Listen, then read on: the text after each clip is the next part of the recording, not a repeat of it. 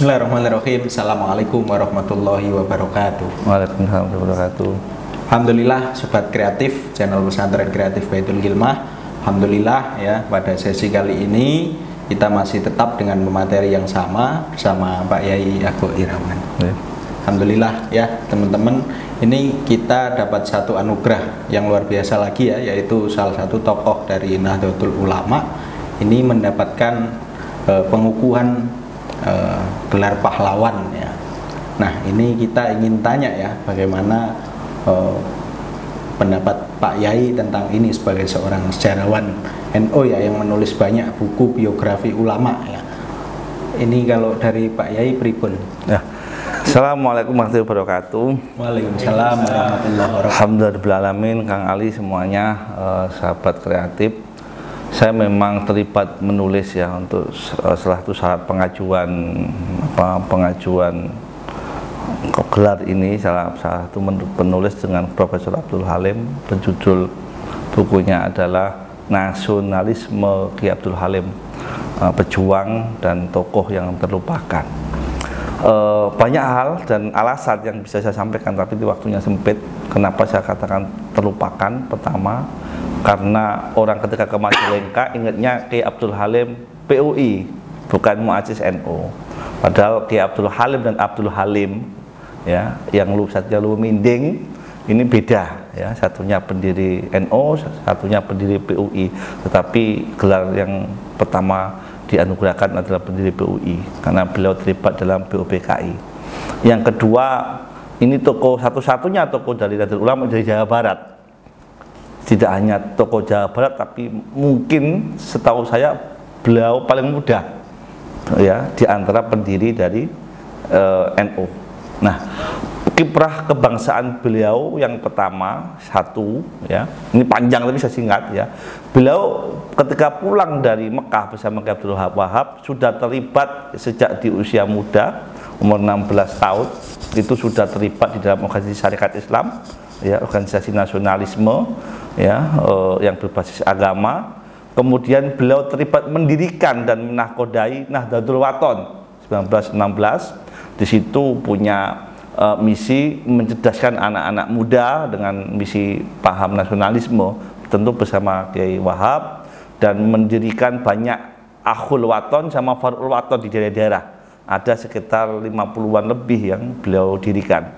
Kemudian di saat anak-anak muda senang dengan identitas daerahnya, beliau mendirikan Subhanul Wathon bersama Kiai Wahab. Ini menarik. Saat itu orang lagi senang wilayah atau daerah lokalitasnya, tapi beliau tidak. Beliau menyebut sebagai Subhanul Wathon 1924. Dari sini perjuangan pendidikan semakin kentara, semakin jelas, dan kelak dari Subhanul Wathon berdirilah Pergunu tahun 38, tentu setelah NU berdiri.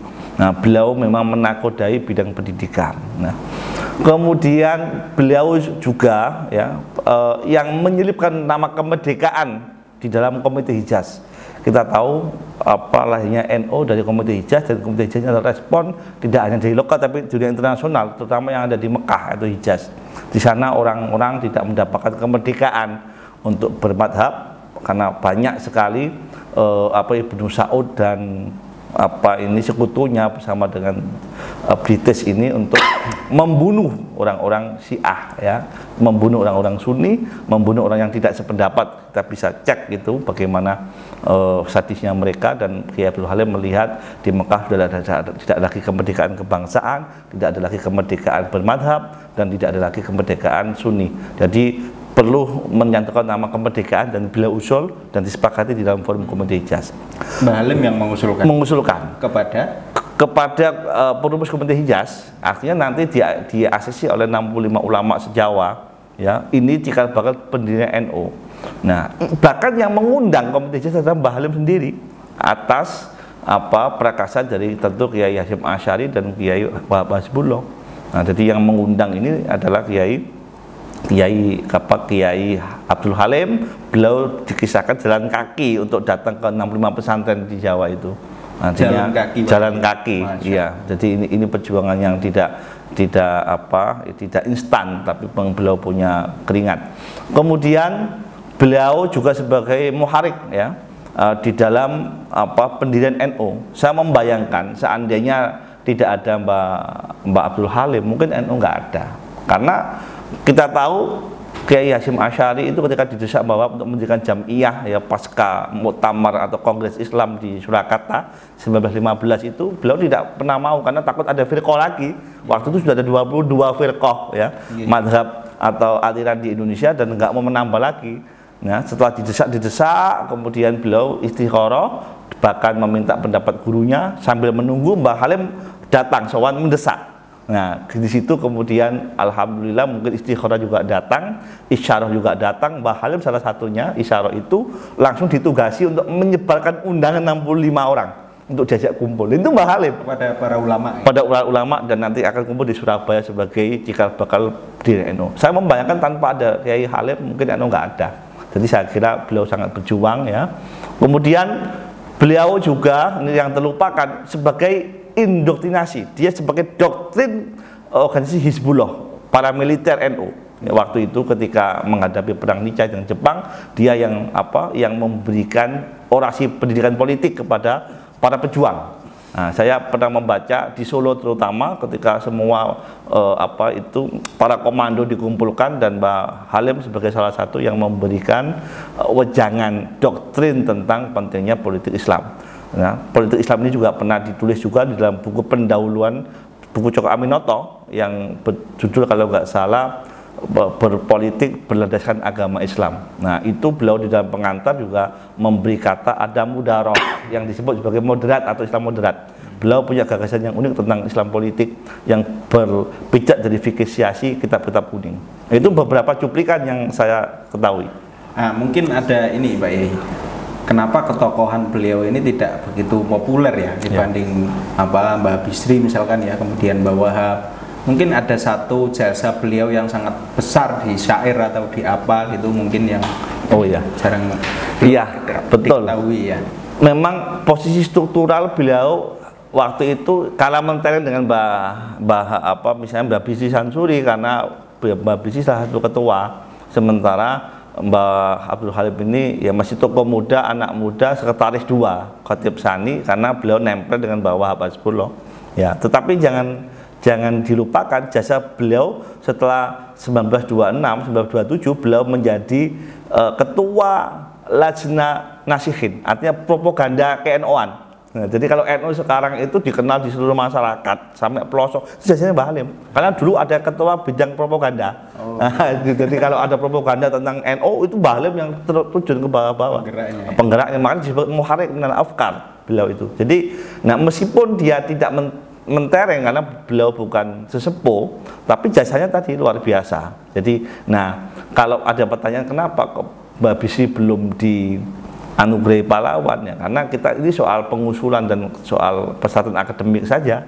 Nah, makanya mudah-mudahan ada banyak sejarawan, ada banyak simpatisan NU yang dengan gigih ya mengusulkan Mbah Bisri Samsuri karena memang beliau sepuh ya, tetapi dengan dikukuhkan Mbah Halim ini tidak mengurangi sedikit pun jasa-jasa Kiai Bisri Samsuri juga. Ini soal waktu, soal kepedulian sejarawan terhadap keberpihakan para jasa ulama NU. Jadi ini soal waktu saja saya kira. Nah, tadi disebut syair ya. Jalal Waton, coba dicek biografinya yang ditulis oleh Mbah Halim di dalam bukunya biografi Kiai Abdul Wahab. Setahu saya Jalal Waton itu yang nulis nadhamanya adalah Mbah Abdul Halim. Iya, dan beliau hanya mentasih saja Kiai Abdul Wahab karena ini muridnya ya mau nggak mau sandaran isnadnya ya ke Mbah Wahab. Jadi kalau sekarang kita menikmati Jalal Waton itu adalah salah satu buah dari karya yang hari ini dikukuhkan sebagai pahlawan nasional tahun 2023 yaitu Kiai Abdul Halim. Saya kira ini terobosan yang luar biasa negara ini mau menghargai jasa pahlawan para ulama. Mudah-mudahan berikutnya akan banyak ulama. Ini yang ke-13 ya. Mudah-mudahan nanti yang ke-14 dari ulama-ulama NU lagi. Terima kasih Kiai Kiai Kang ini ya. Iya, santri. Iya, santri nggih, Kang Ali nggih, matur nuwun, matur nuwun. Nggih, matur nuwun Pak Yai. Jadi seperti itu ya, teman-teman ya. Kita tahu begitu besar jasa Mbah Halim ini ya. Nah, makanya nanti kita sebagai santri harus ya ada upaya-upaya untuk memunculkan ketokohan-ketokohan dari apa yang telah disampaikan dari materi Pak Yai tadi. Terima kasih.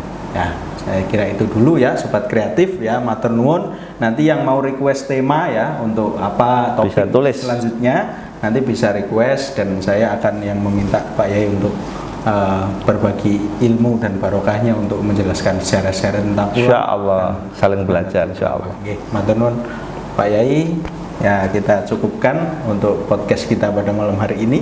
Nantikan channel Kreatif Baitul Gilmah dan jangan lupa subscribe ya. Ya, cukup sekian. Assalamualaikum warahmatullahi wabarakatuh. Waalaikumsalam warahmatullahi wabarakatuh.